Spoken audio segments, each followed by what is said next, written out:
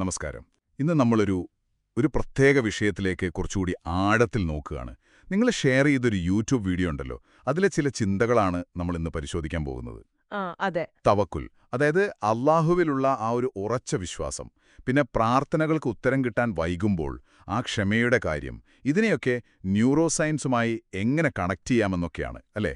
അതെ, വളരെ ഇൻട്രസ്റ്റിംഗ് ആയ ഒരു ആംഗിളാണ്. നമ്മുടെ ചിന്ത, വിശ്വാസം ഇതിനൊക്കെ തലച്ചോറിന്റെ പ്രവർത്തനവുമായി വല്ല ബന്ധവുമുണ്ടോ?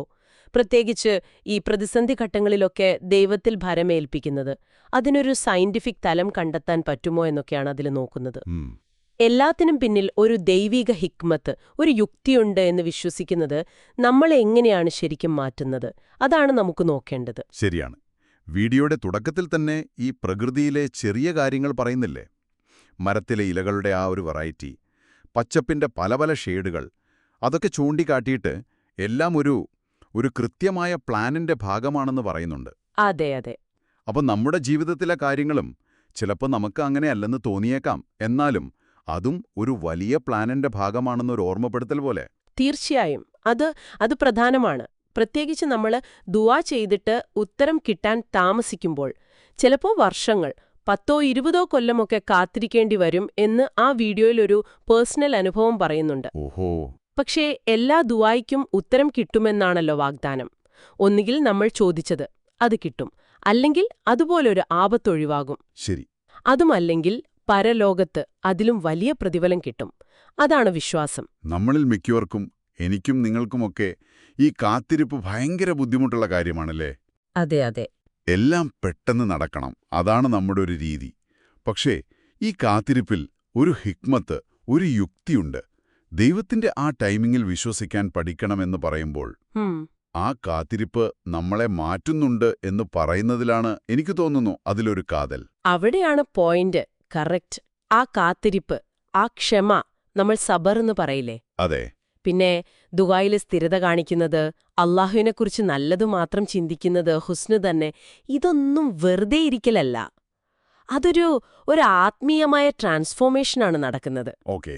ഇത് ദൈവവുമായുള്ള നമ്മുടെ ബന്ധം അത് കൂട്ടും, തവക്കുൽ കൂടും, ആ വിശ്വാസത്തിനൊരാഴം വരും, ഉറപ്പ്, യക്കീനെന്ന് പറയില്ലേ, അതു വരും. ഈ ഹുസ്നു തന്നെ, അതായത് ദൈവത്തെക്കുറിച്ച് നല്ലത് ചിന്തിക്കുന്നത് ഒരു ഇബാദത്ത്, ഒരു ആരാധന മാത്രമല്ല, അതൊരു ന്യൂറോ സയൻസ് ഹാക്കാണ് എന്ന് ആ വീഡിയോയിൽ പറയുന്നത് കേട്ടപ്പോൾ ഒരു കൗതുകം തോന്നി. അതെങ്ങനെയാണ്? അതിന്റെ പ്രധാന ആശയം ഇതാണ്.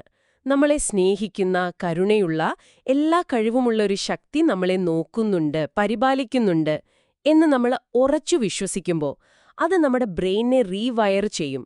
അതായത് അതിന്റെ പ്രവർത്തന രീതിയെ സ്വാധീനിക്കുമെന്നാണ് പറയുന്നത്. ഓഹോ. ഇത് നമ്മളെ കുറച്ചുകൂടി പോസിറ്റീവ് ആകാൻ സഹായിക്കും.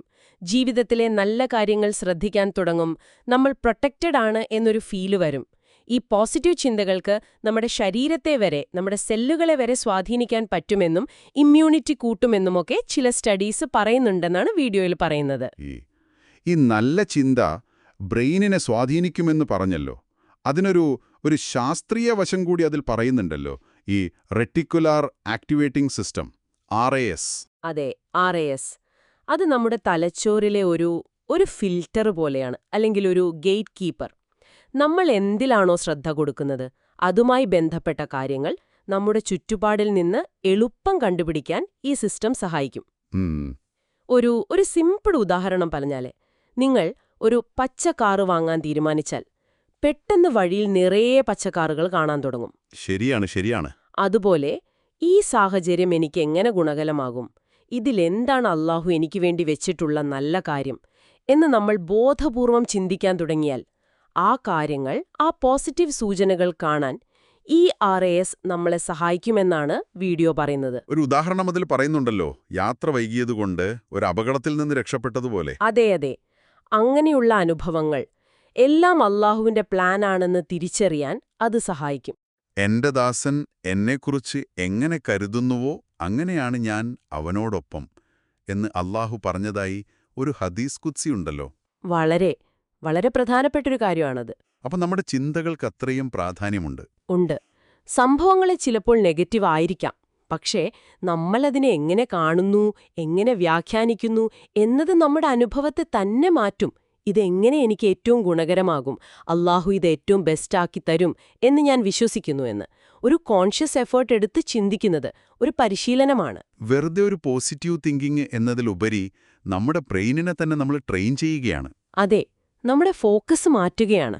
അപ്പോൾ ഈ രീതിയിലുള്ള ചിന്ത ദിവസവും പ്രാക്ടീസ് ചെയ്യുന്നത് നമ്മുടെ തവക്കുൽ, യഖീൻ, ദൈവവുമായുള്ള ആ ഒരു കണക്ഷൻ അതെല്ലാം സ്ട്രോങ് ആക്കും.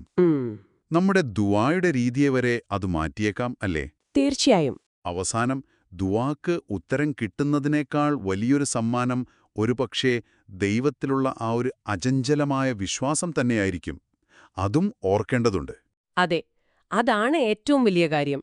ചുരുക്കി പറഞ്ഞാൽ അല്ലാഹുവിനെക്കുറിച്ച് നല്ലത് ചിന്തിക്കുക, എന്ത് സംഭവിച്ചാലും അതിലൊരു നല്ല വശം കണ്ടെത്താൻ ശ്രമിക്കുക എന്നത്. അതൊരു ബോധപൂർവമായ പരിശീലനം തന്നെയാണ്. ഇത് നമ്മുടെ മെന്റൽ സ്റ്റേറ്റിനെയും ഒരുപക്ഷെ നമ്മുടെ ഫിസിക്കൽ ഹെൽത്തിനെയും വരെ പോസിറ്റീവായി സ്വാധീനിച്ചേക്കാം. ഈ ബ്രെയിനിലെ RS പോലെയുള്ള മെക്കാനിസംസ് അതിന് നമ്മളെ സഹായിക്കുമെന്നുള്ളതാണ് ഈ വീഡിയോ മുന്നോട്ട് വയ്ക്കുന്ന ഒരു പ്രധാന ആശയം. അതെ. അപ്പോൾ കേൾക്കുന്ന നിങ്ങൾക്കായി ഒരു ചിന്ത പങ്കുവെച്ചുകൊണ്ട് നമുക്ക് നിർത്താം.